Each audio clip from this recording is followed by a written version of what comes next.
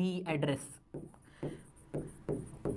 मेरा बस चले तो मैं एक एक चैप्टर की आपके सामने 2-2 घंटे की एक्सप्लेनेशन दे दूं, इसको इतने डिटेल में आपको पढ़ा दूं, इसके इतने क्वेश्चन करा दूं, लेकिन मेरे साथ मजबूरी है कि बच्चों के एग्जाम करीब है और 10th वाले बच्चे भी बैठे हुए, 12th वाले बच्चे भी बैठे हुए, तो मैं सिर्फ एग्जाम ओरिएंटेड बातें आपको ज्यादा बता रहा हूं, जो सिर्फ नॉलेज के लिए जरूरी है वो अभी नहीं करा रहे हम, ठीक है। एग्जाम में कैसे स्कोर करें, मेरा टारगेट सिर्फ वो है इस वक्त। चलो इस टाइम ये टारगेट है। एड्रेस में क्या क्या कहानी है, एड्रेस में कहानी जो इसकी थीम है ना, मेनली क्या है, थीम है कहीं ना कहीं इमोशंस के ऊपर। किसके ऊपर? इमोशंस की थीम है इसमें, कि जो हमारे इमोशंस होते हैं ना, वो जो जिसे कहते हैं वर्ल्डली चीजें होती है ना, या फिर जो आर्टिफिशियल चीजें होती हैं, आर्टिफिशियल थिंग्स, वो उनसे नहीं होती। जो हमारे इमोशंस कनेक्टेड होते हैं, जो हमारे इमोशंस का कनेक्शन होता है, वो आर्टिफिशियल चीजों से नहीं होता, बल्कि वो किससे होता है? वो किससे होता है? वो इंसानों से होता है। किससे होता है? रिलेशन से होता है,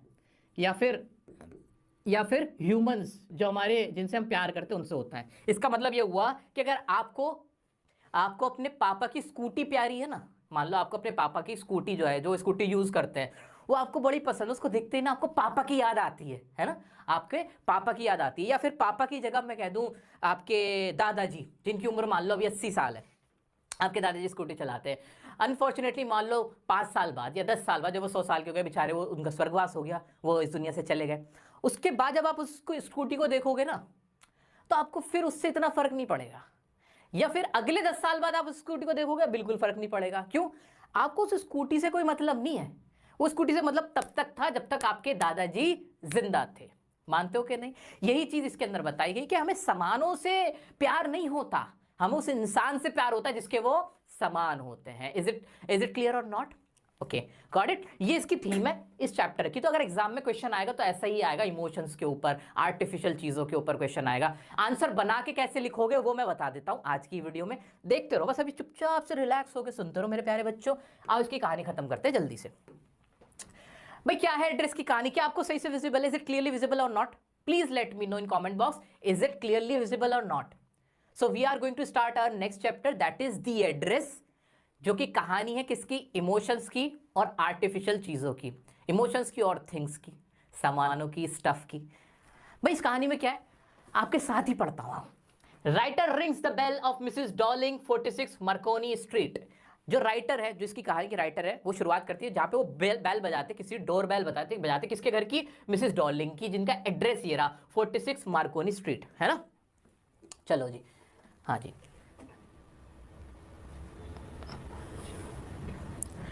बच्चों को विजिबल है ना अच्छे से?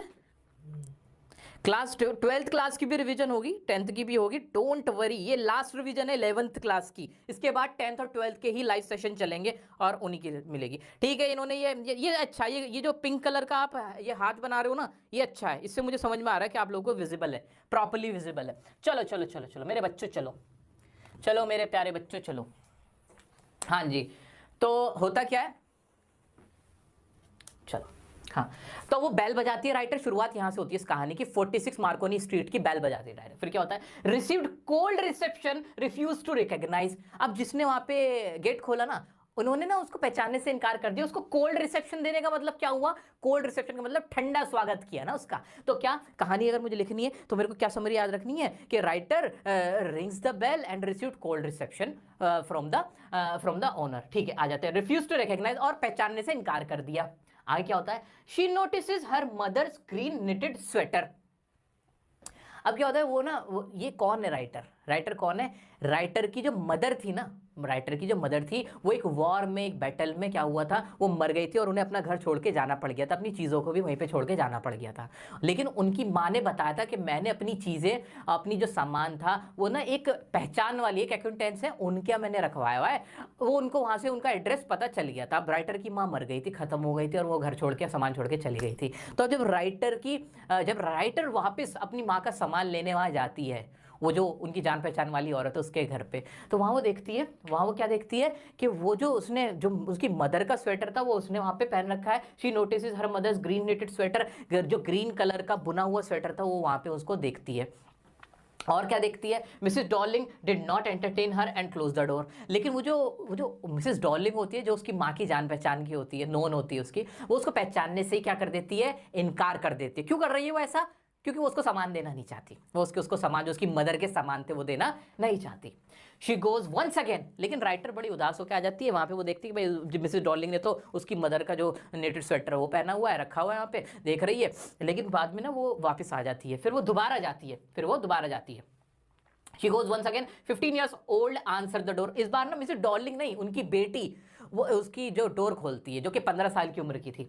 Mrs Darling was not at home, daughter invites author inside the house. लेकिन जो उसकी बच्ची होती है उसकी तरह नहीं होती है कि ऐसे बड़ा ठंडा सा स्वागत करे। वो कहती है आओ आओ आप अंदर आओ, बैठ जाओ, और उसको अंदर घर में बिठा लेती है। बच्चे मन के सच्चे। She notices the things of her mother and other belongings of her। वहां पे जो राइटर होती है ना, वो अपनी मम्मी की क्या करती है, चीजों को नोटिस करती है, उनकी बिलोंगिंग्स मतलब उनसे जो जुड़ी हुई चीजें थी, उनका सामान, खाने पीने का हो सकता है, चश्मे का हो सकता है, ये सारी चीजें होती है, चूड़ी कंगन, ये सारी चीजें वो वहां पे देखती है। अदर बिलोंगिंग्स ऑफ अदर, जो कि बहुत बुरी हालत में होता है, जो कि बहुत टेस्टलेस मैनर, जो राइटर ने वर्ड यूज किया किताब के अंदर, वो बता रहा हूं, बुक के अंदर जो वर्ड यूज किया है वो है टेस्टलेस मैनर में। वो अपनी माँ की बिलोंगिंग्स और उनका स्टफ और उनके सामान को वहां पे देखती है। कौन? जो राइटर है। एक बार दोबारा से देखो मेरे प्यारे बच्चों, दोबारा से थोड़ा फोकस करते आओ। अब क्या इस चैप्टर की कहानी दी? एड्रेस की कहानी। एड्रेस किसका?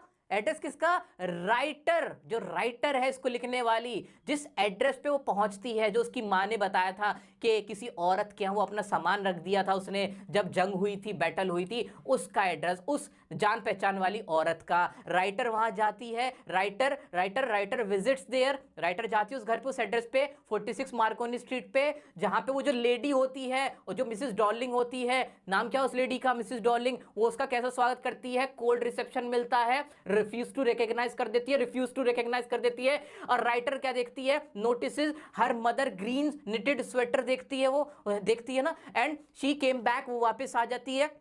once again she goes there, वो वहां पे जाती है। and that time a 15-year-old girl opens the door, है ना। यही तो होता है। मैं आपकी तरह पढ़ने की सोच रहा हूं, आपकी तरह बन के मैं ट्राई कर रहा हूं, है ना। कर पा रहे हो इतना मेरी तरह? आप भी ऐसे कर पा रहे हो ना। ओपन्स द डोर, वो डोर खोलती है और उसको क्या करती है? Invites her to come inside. वो घर के अंदर उसको इनवाइट कर देती है। जहां पे जो राइटर है वो वहां पे अपनी माँ की चीजें नोटिस करती है कि मेरी माँ का सामान वहां रखा है, जो कि टेस्टलेस मैनर में रखा था, यानी बुरे मैनर में, उसके बहुत ज्यादा रख रखाव नहीं रखा हुआ था, ऐसे उल्टी सीधी फेंक रखी थी चीजें। आगे बढ़ जाओ, है मजेदार चैप्टर, आ जाओ। फिर क्या होता है? हाँ, she could not connect with them as it brought back the memories of past. वो अब ना उन चीजों से कनेक्ट नहीं कर पाती थी, अब उन चीजों को देख के उसको खुशी नहीं मिलती थी। जैसे कि मैंने आपसे कहा कि दादाजी की मान लो कोई स्कूटी थी, अब दादाजी नहीं रहे ना, अब उससे आप जुड़ाव नहीं महसूस करोगे, अब आपको उससे खुशी नहीं मिलेगी, बल्कि और क्या मिलेगा? बल्कि और क्या मिलने लगेगा? गम मिलने लगेगा, दुख मिलने लगेगा, क्योंकि उससे आपको पास्ट की जो मेमोरीज है वो याद आने लगेंगी। इज इट क्लियर और नॉट? क्या ये कनेक्टेबल है? क्या ये रिलेवेंट है आपकी लाइफ से? बिल्कुल रिलेवेंट है। ऐसा ही तो होता है भाई। जो बुरी चीजें होती है, आपको किसी चीज से बहुत प्यार था, वो चीज खत्म हो गई, दुख होगा ना देखकर खत्म हुई हुई चीज को, या उससे जुड़ी हुई बातों को सोच के, है ना। आपका किसी बात से दिल टूटा था, आप उस बात के बारे में सोचोगे तो याद आएगा ना दिल टूटा था, है कि नहीं। तो ये उसी तरह से क्या कनेक्ट कर पा रहे हो? बस ये पूरे चैप्टर की कहानी है द एड्रेस की, कि राइटर फिर वहां से चली आती है और वहां फिर कभी ना जाने का फैसला करती है। क्यों करती है वो ऐसा? Because she could not connect with them as it brought back the memories of past. ये पूरे चैप्टर की कहानी। यहाँ चैप्टर होता है हमारे वाला खत्म, जिसको मैंने बहुत कम समय में बड़ी आसान लैंग्वेज में आपको बता दिया है। आपको इसमें भी क्या करना है, ये जो मैंने लॉन्ग आंसर कराया है ना, इसको बस 2-3 बार गो थ्रू कर लेना। इस लॉन्ग आंसर को अगर आपने याद रखा हुआ है ना, मोटे मोटे क्वेश्चन तो यहीं से, छोटे मोटे क्वेश्चन तो यहीं से कर डालोगे। जो थोड़े इधर उधर के क्वेश्चन होते हैं ना, उनको भी ना मैंने आपसे क्या कहा कि सॉल्व्ड, जो आपके प्रीवियस ईयर के सॉल्व्ड क्वेश्चंस होते हैं या सैंपल पेपर क्वेश्चन होते हैं, सॉल्व्ड देखना, अनसॉल्व्ड मत देखना, क्योंकि अनसॉल्व्ड तो 100 क्वेश्चन आपके सामने ऐसे आ जाएंगे जो इधर उधर से होंगे, जो आने भी नहीं एग्जाम में, और खामखा सोच के आप परेशान रहोगे।